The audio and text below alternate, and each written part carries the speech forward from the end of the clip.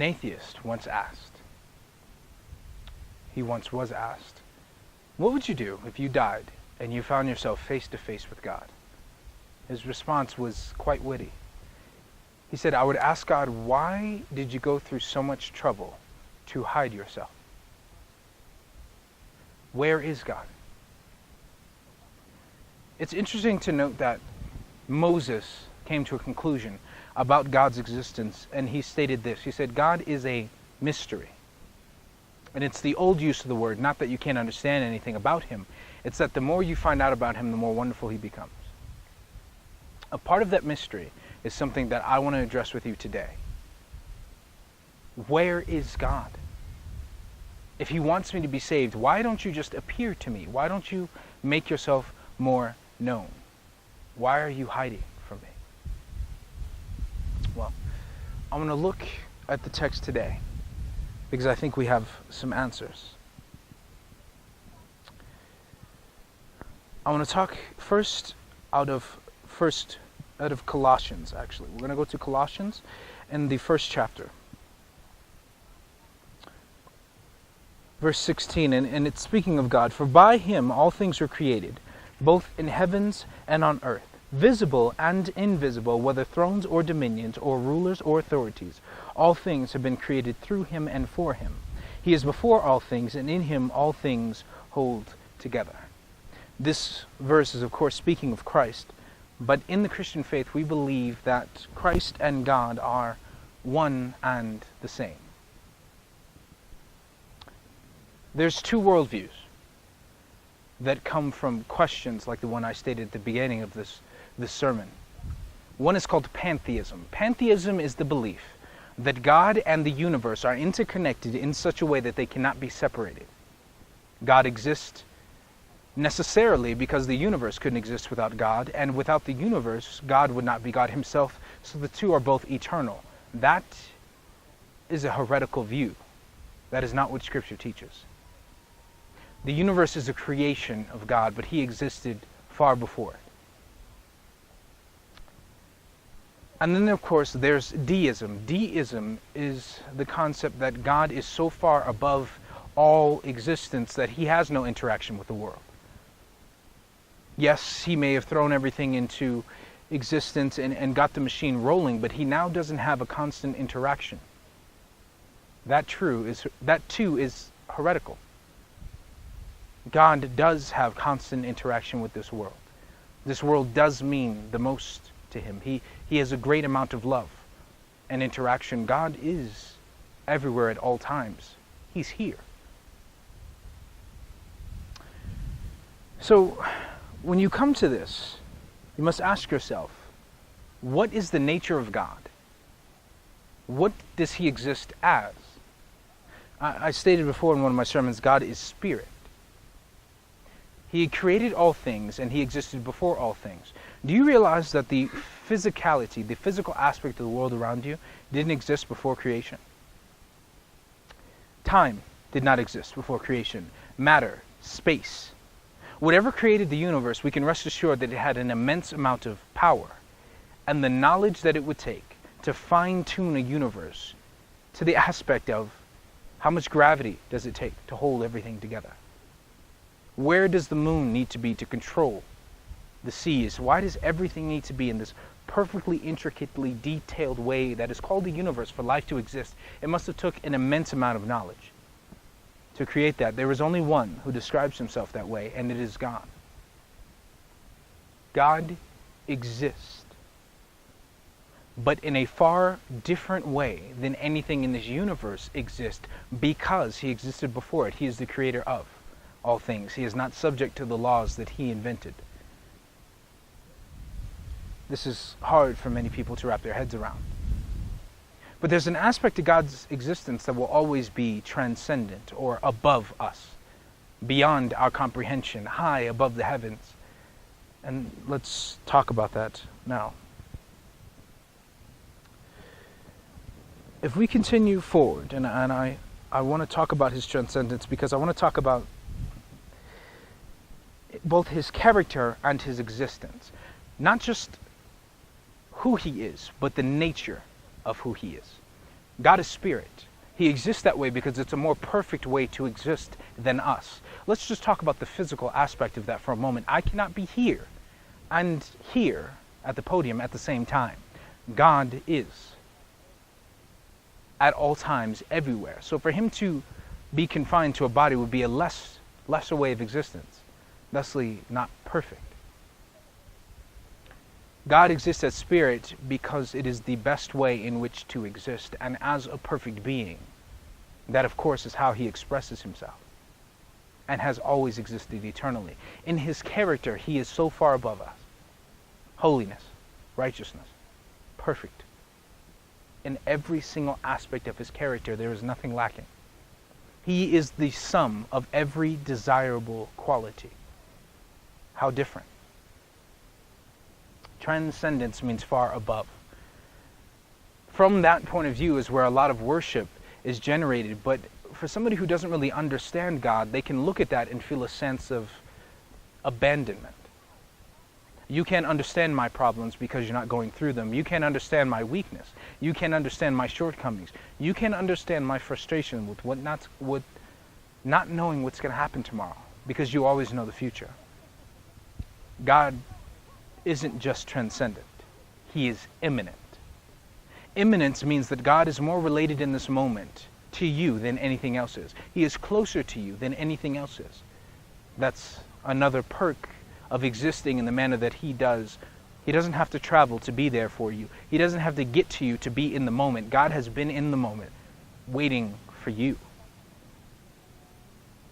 Let's talk about God's immanence. Let's take a look at what that appears to be. And I'm going to go to a psalmist here.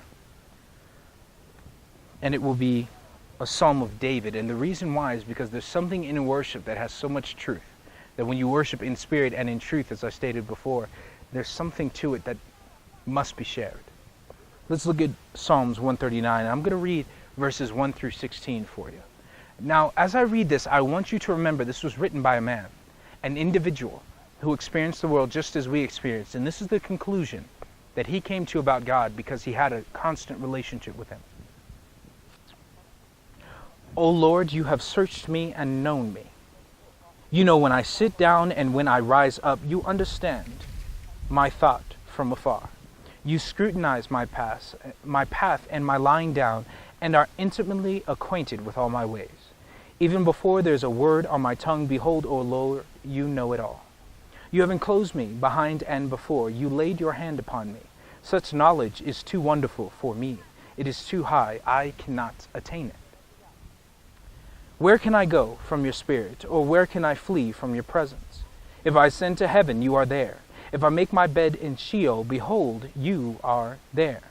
If I take the wings of the dawn, if I dwell in the remotest part of the sea, even there your hand will lead me.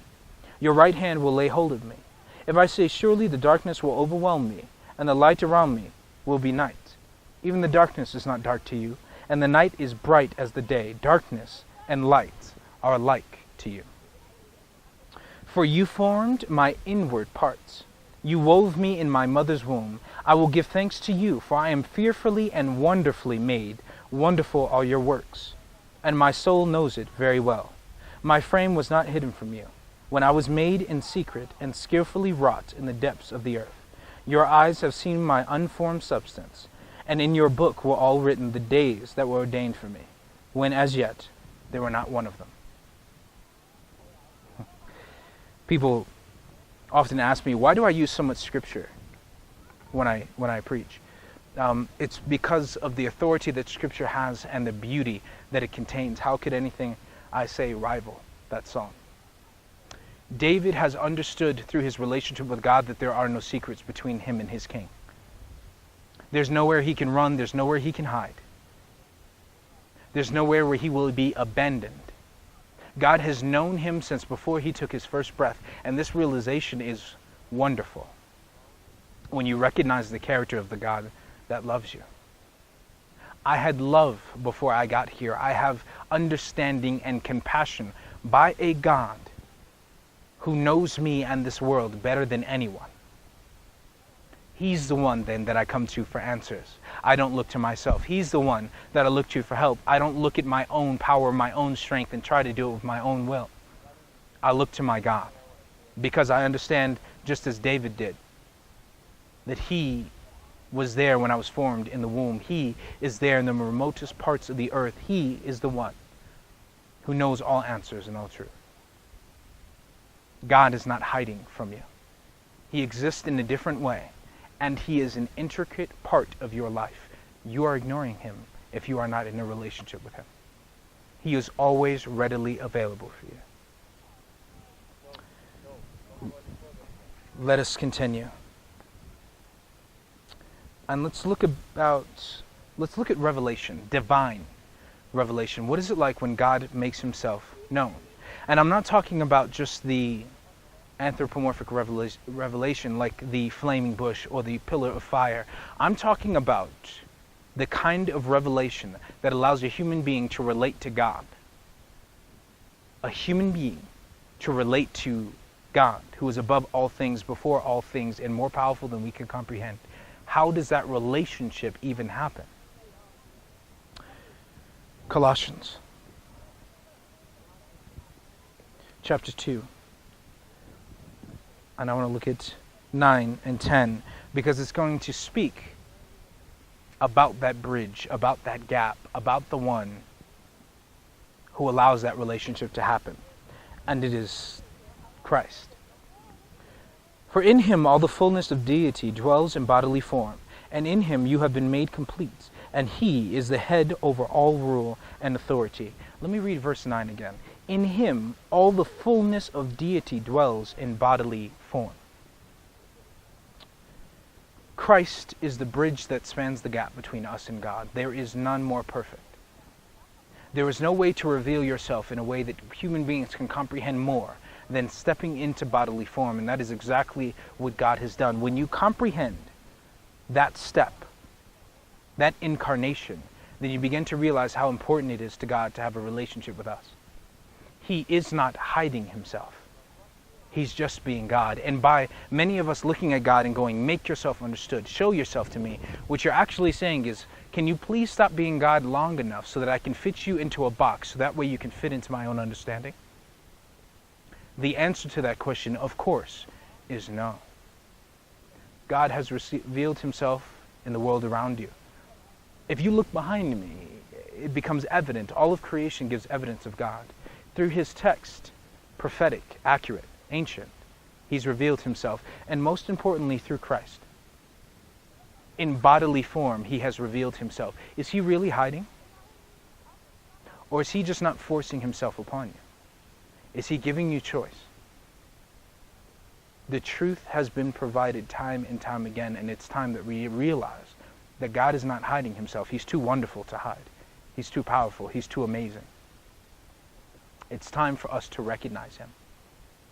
And that's why I find it so interesting that one of the miracles that's associated with the Messiah so much is the receiving of sight, the healing of blindness. Many of us are spiritually blind. It is not that God is hiding Himself. It's that because of the world we live in, we can no longer see Him. And it's costing us everything. Because Christ is this bridge, because God has decided to reveal Himself in this way and allow for Christ to be the sacrifice, do we understand the exclusiveness of that? People will look at me and say, you know what? Saying that Christ is the one and only way to salvation is intolerant of other religions. And I would look at them and say, the only way for something to be true is for something else to be false. If I was to say to you that Christ is the truth, He is the way, you will note there He didn't say that I am one of the ways. And if you don't believe me, let's look at John chapter 14 together. And this will be the last of the verses I quote for you today. Chapter 14, verse 6. Jesus said to him, I am the way and the truth and the life. No one comes to the Father but through me. I am not one of the ways. I am not one of the truths. I am not one of the lives. I am the one and only, and no one shall come to the Father but through me. If you think that's intolerant, I would ask you, What do our actions say?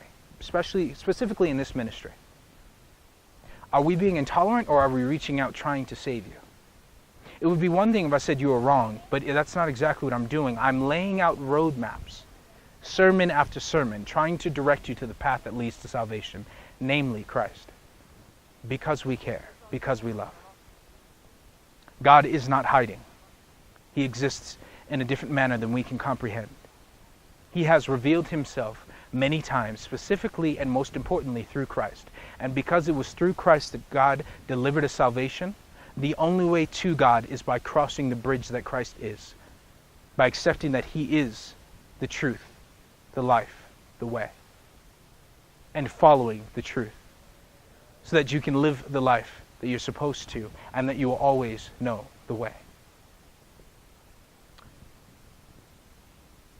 God is above all things and before all things, but I would tell you this: you will never have a relationship that is more personal than the one that you can have with God.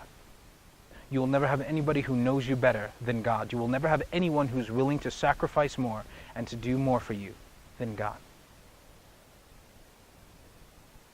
As always, I want to thank you so much for watching from the bottom of my heart. And if you subscribe to this channel, to Echo Ministry, you become a part of Echo Ministry, and we will continuously work for you. God bless you. Take care.